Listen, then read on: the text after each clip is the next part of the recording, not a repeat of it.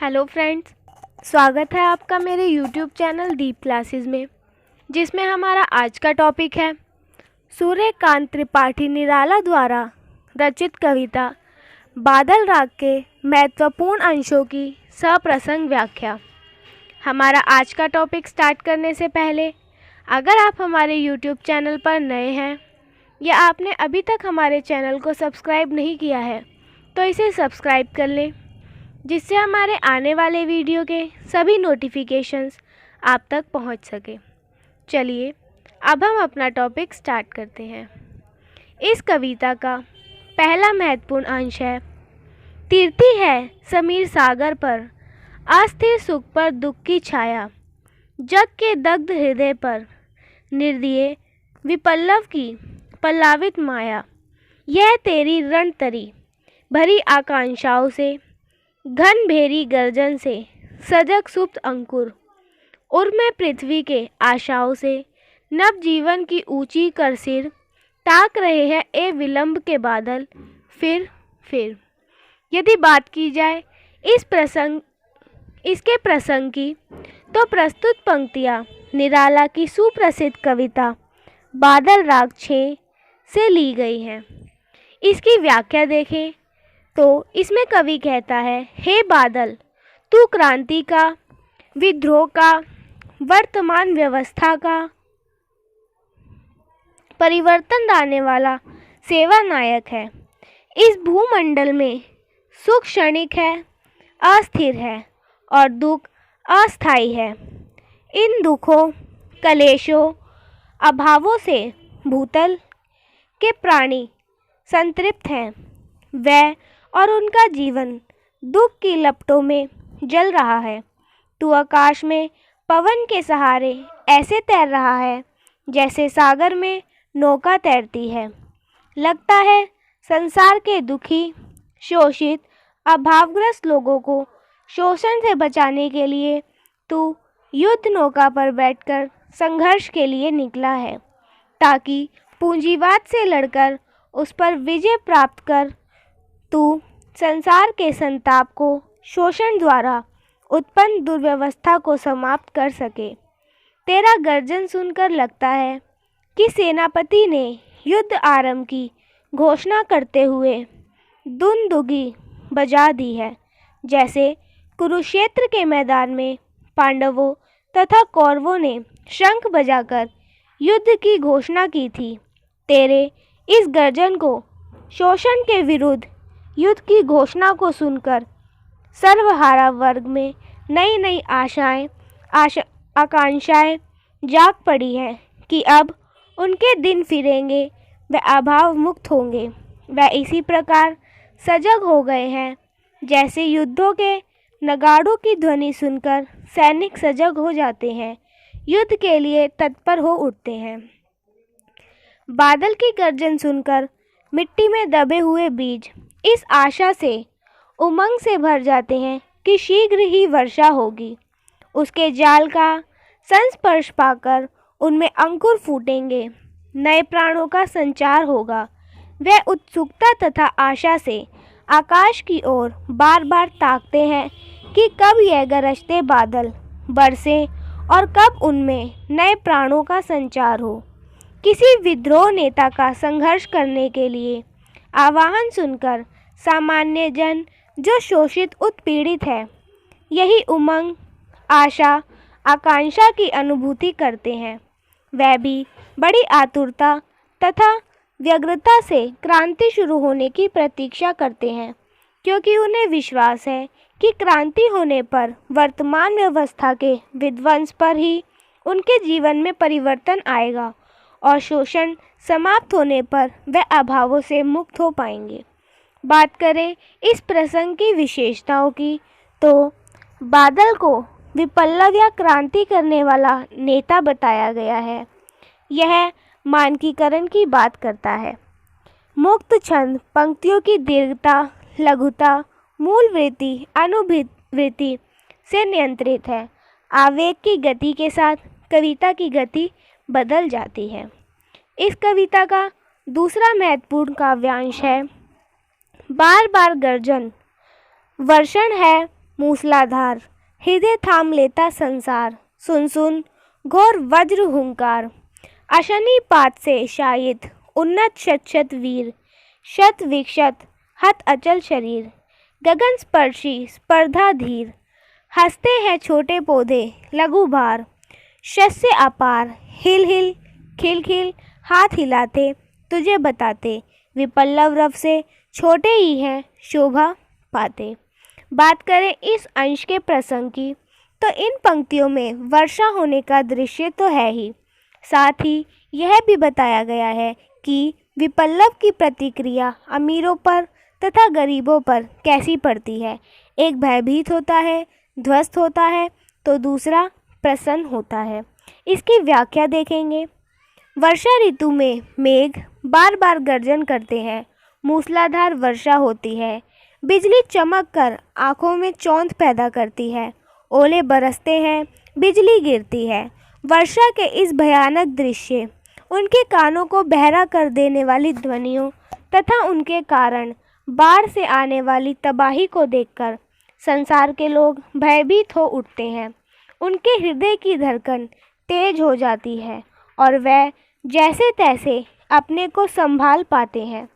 वर्षा ऋतु में जब बिजली गिरती है तो ऊंचे ऊंचे विशालकाय आकाश को छूने से गगनचुंबी वृक्ष और गगनोत्तर पर्वत शिखर धराशायी हो जाते हैं। कुछ जलकर राख हो जाते हैं, कुछ टूटकर खंड खंड हो जाते हैं। इसके विपरीत खेतों, अमराइयों की क्यारियों में उगने वाले छोटे छोटे पौधे वर्षा का शीतल जल स्पर्श पाकर हर्षित होते हैं।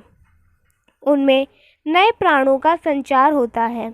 उनकी रौनक, शोभा धूल मिट्टी घुल जाने पर निखर आती है।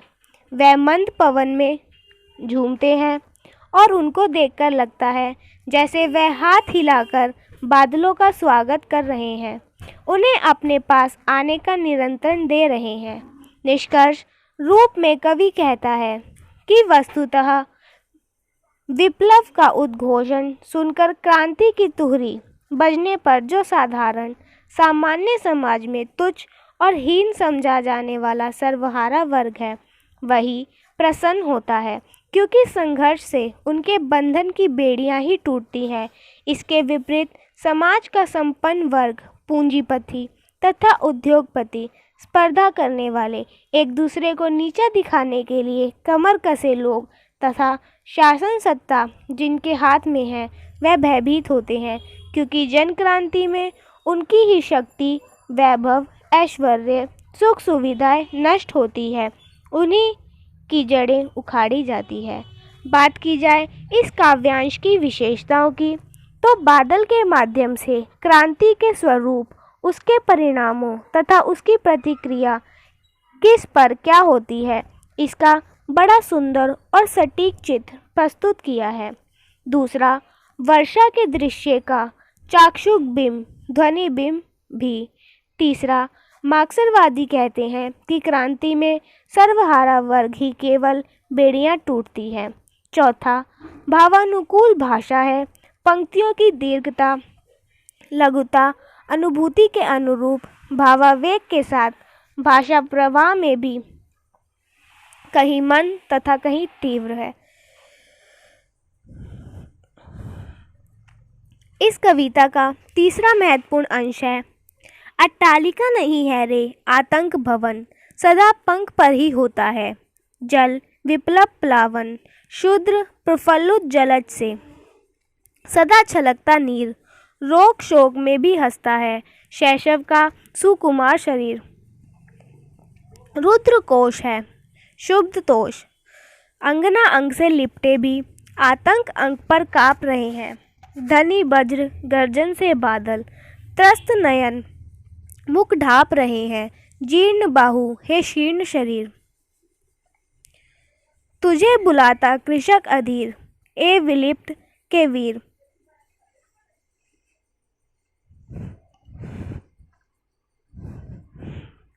घूस लिया है उसका सार, हाड़ मात्र ही है आधार, ए जीवन के पारावार।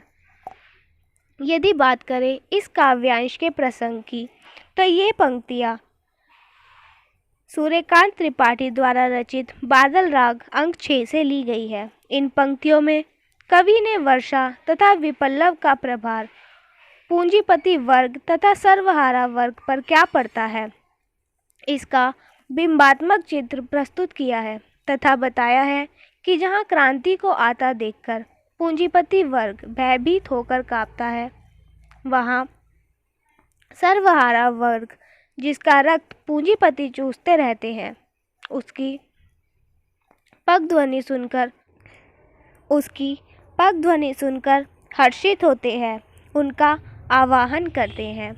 बात की जाए इस अंश के व्याख्या की तो इसमें कहा गया है, कवि इन पंक्तियों में एक और वर्षा का दृश्य प्रस्तुत करता है, दूसरी ओर उसके प्रभाव का।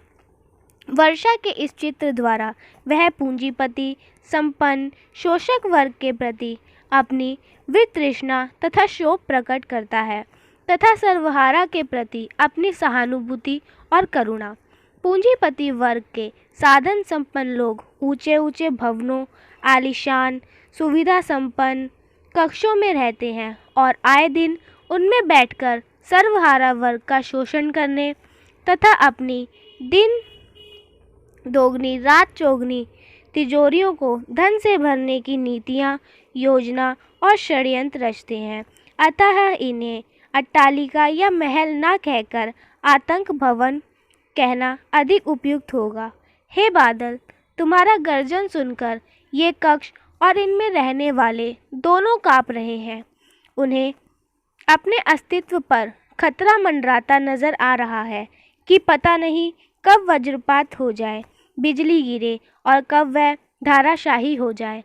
वर्षा होने पर, बाढ़ आने पर कीचड़ ही बहती है और जो स्थान पंकित थे वह स्वच्छ हो जाते हैं। इसी प्रकार क्रांति या विद्रोह दुर्भावों, दूषित विचारों और अनीति अत्याचार करने वालों का ही नाश करता है। समाज की विसंगतियों, विडंबनाओं तथा क्रूरताओं का नाश कर समाज को स्वच्छ, सुंदर तथा सुखद बनाता है। छोटे छोटे कमल तथा अन्य पुष्प तो वर्षा के जल का संस्पर्श पाकर प्रफुल्लित हो उठते हैं। उन पर वर्षा की बूंदें पड़ती हैं और ढुलक जाती हैं। वह नष्ट नहीं होते और ना कुरूप ही होते हैं। इसी प्रकार सामान्य जन भी क्रांति की आहट पाकर प्रसन्न होते हैं। उनका स्वभाव बन गया है सुख दुख, रोग शोक सभी स्थितियों में मुस्कुराते रहना।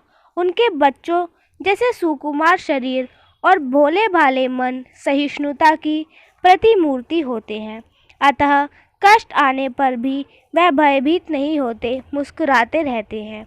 इसके विपरीत यदि साधन संपन्न सदा सुखों में पले व्यक्तियों के जीवन में कोई आपदा नहीं आती, उथल पुथल नहीं होती, सामान्य परिस्थितियों में थोड़ा सा भी बदलाव नहीं आता, तो वह अधीर हो उठते हैं। चिंताग्रस्त होने पर उनका साहस, धैर्य, आपदा का सामना करने की शक्ति सब कुछ नष्ट हो जाती है। तलवार होते हुए भी वह उसे म्यान से नहीं निकाल पाते, रिवॉल्वर होते हुए भी उनके हाथों से गोली नहीं चल पाती। विपदा का सामना करने की बजाय वह पराजय भावना, निराशा, हताश भावों के कारण पलायनवादी हो उठते हैं। कायरों, नपुंसकों की तरह भागकर अपने शयन कक्ष की ओर दौड़ते हैं। युवती पत्नी प्रेमिका के आलिंगन में बंद उसे अपनी ओर द्रुत गति से आते खतरे का सामना करने की बजाय अपना मुंह उसकी गोद में छिपाते फिरते हैं।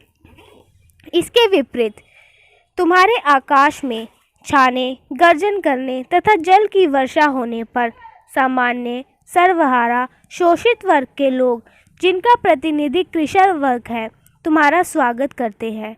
यद्यपि शोषण के फलस्वरूप वह शरीर से दुर्बल है, मन से थके हारे हैं, उनके हृदय में कोई हर्ष, उल्लास, उमंग, उत्साह नहीं है, फिर भी वह तुम्हें देखकर हर्षित होते हैं। अधीरता से तुझे आने और बरसने का नियंत्रण देते हैं, क्योंकि उनके जीवन का आधार तू ही है। तेरे ही कारण उनके खेत लहराएंगे, उपज अच्छी होगी और उनकी आर्थिक स्थिति सुधरेगी। तू उनके लिए प्राणदाता है, जीवन शक्ति का स्रोत है, अतः वह तेरा आवाहन करते हैं। यदि बात की जाए इस काव्यांश की विशेषताओं की, तो इसकी पहली विशेषता है वर्षा ऋतु के बादलों को किसानों का मसीहा कहना उचित ही है, क्योंकि अभी भी सिंचाई के साधनों का अभाव है। दूसरा, बिंब योजना वर्षा संपन्न लोगों की भीरुता तथा हाथ उठाकर दुर्बल काया वाले किसानों द्वारा वर्षा को नियंत्रण देने के दृश्य साकार हो उठे हैं। पंक्तियों में गीत तथा आकार कवि की अनुभूति की गति के अनुरूप है। फ्रेंड्स, हमारा आज का टॉपिक यही ख़त्म होता है, जिसमें हमने जाना सूर्यकांत त्रिपाठी निराला द्वारा रचित कविता बादल राग के महत्वपूर्ण अंशों के बारे में। अगर हमारा आज का वीडियो आपको पसंद आया हो तो वीडियो को लाइक एंड शेयर करें और हमारे चैनल को सब्सक्राइब करें। Thank you for watching.